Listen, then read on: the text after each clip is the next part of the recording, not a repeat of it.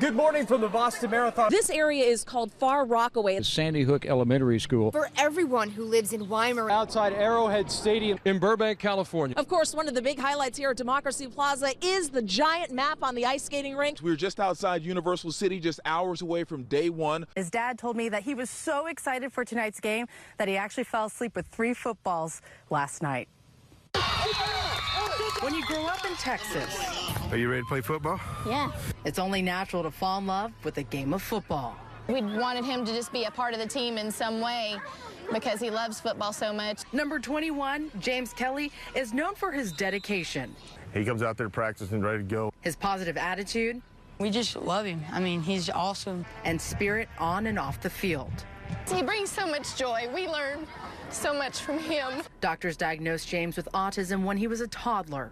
I told her, my way of looking at it was basically, God said he had a special little boy. He's looking for a special mom and dad. His parents didn't let that day define their son. Instead, they've encouraged him to go after his dreams, which includes playing football. He's a normal kid like everybody else, and he likes football and wants to be able to participate in things like that. James, he's always at all our practices, and he's always helping us out.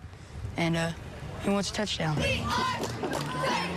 And that's exactly what James did. At the Tarkington Middle School homecoming game, he pulled off the 349 Kelly special perfectly and made it to the end zone. I got to see it. Kelly took the field again. And because of those actions, this neighborhood here on Briar Forest got help. September 3rd was supposed to be Sarah and Mosen's wedding day. But with Hurricane Harvey, it brought us to tears. Instead of trading vows, they traded days. We just said there's no way we can celebrate a joyous occasion when all these people are losing so much. We decided to just postpone it to November and just move on forward from that.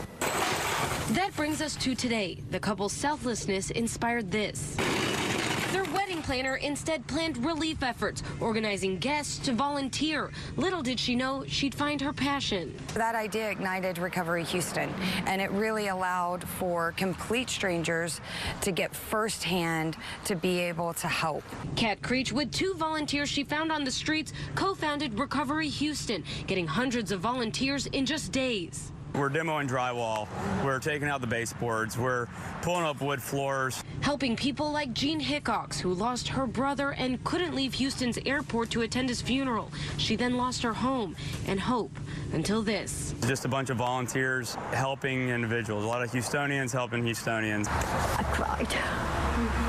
I'm still, kind of a bit choked up about it. Giving comfort through selfless love. Just show up. Bring your hearts. Bring your hands. And this is Coco. now safely in their stalls where they belong. Dawn Chamorro, the owner of Isabella Farm, says she's grateful to have Coco and Nick back home. I've been in Cyprus practically my whole life, and I would have never thought any of this would ever happen. The pair of Arabian horses went for an unexpected late-night ride Wednesday after thieves kicked down a part of a fence.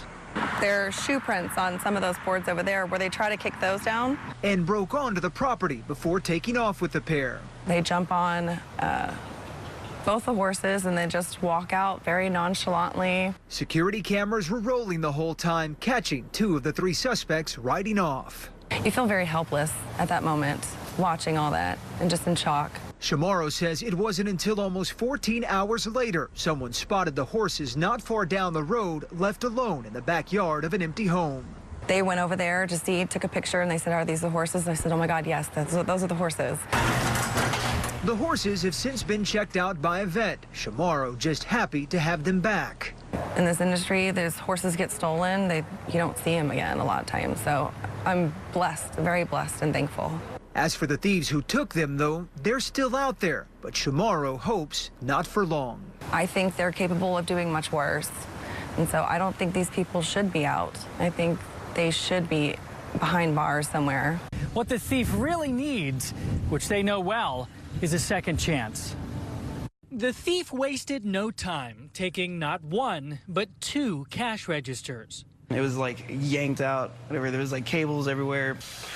Manager Jimmy Nieto found the broken glass and noticed the missing cash. I really don't understand like how somebody could do that.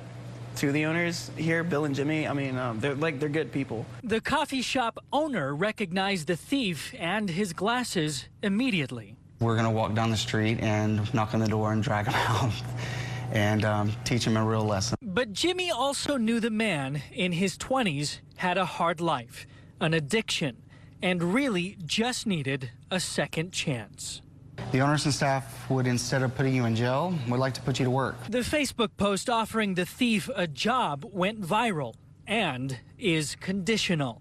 There is a dress code. Dress code, random drug tests, and this. You and I will volunteer at a shelter so you can see that people have it far worse than us, but do not steal to get by. At first, Jimmy, the manager, disagreed with the post. Let's say I find this dude before they do, like, we're going to be reporting a different story. But as someone who was in a bad place when the owner gave him a job, Jimmy appreciates the unusual offer, which has not been accepted yet. If he does, I expect a quick apology, but then I expect him to do his job and do it well. That's great. When you've been in the biz for 30 years, It's cool, good. you know a thing or two about snapping the right shot. I mean, it just was a perfect shot. 4 years ago, Al Torres was asked to photograph former President George H.W. Bush's 90th birthday party at the Palm Restaurant in Houston. Big thrill, and it was a little nerve-wracking. But the well-known photographer stepped up to the plate and captured a timeless image. Honestly, I think that's what a photographer hopes in their career, to capture something that'll last generations. The woman next to Mr. Bush in the picture was a Marilyn Monroe impersonator who sang "Happy Birthday, Mr. President" as they brought out the cake. They were all laughing, and it just was a great shot. So great that many people ask Al if it was staged. Instinct and just being in the right place, the right time. Mrs. Bush also approved of the magazine-like photo. She said, "I will cherish this picture." A picture that will last forever and remind us all of the long life the 41st president lived. I'm glad I was able to capture them in that moment where they look really good, they look really happy, and I'm glad I was able to do it.